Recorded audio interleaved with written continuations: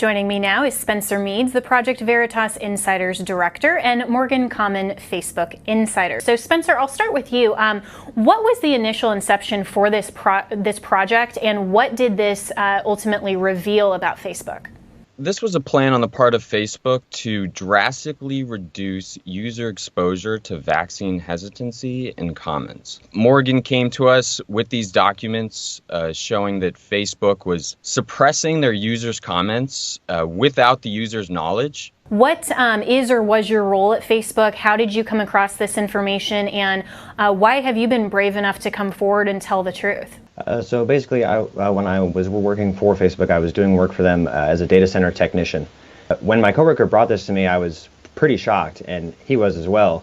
I saw it and I thought, wow, I immediately thought I need to take this to Project Veritas because this is insane. What would Project Veritas like to see from Facebook? Is this accountability driven? Is this just putting the truth out there, letting people decide about the platform, prosecution? I mean, what's the end goal of this project? Well, first and foremost, I think Heidi Swartz, Facebook's Deputy General Counsel, who you just saw in that clip, she needs to apologize to 60,000 Facebook employees. She lied by omission when she said that this was just a health integrity effort to combat vaccine misinformation. But she didn't include the fact that Facebook was censoring actually true facts or events. I'd like to see first and foremost Facebook to be honest with their employees, to be honest with the public about what they're actually doing when they're censoring these comments without users' knowledge. Facebook responded to this by saying, we publicly announced this on our blog, but if you go to Facebook's blog, if you go to their information center, their help desk, there's no mention of vaccine hesitancy comment emotion. I'd like to know where that is. So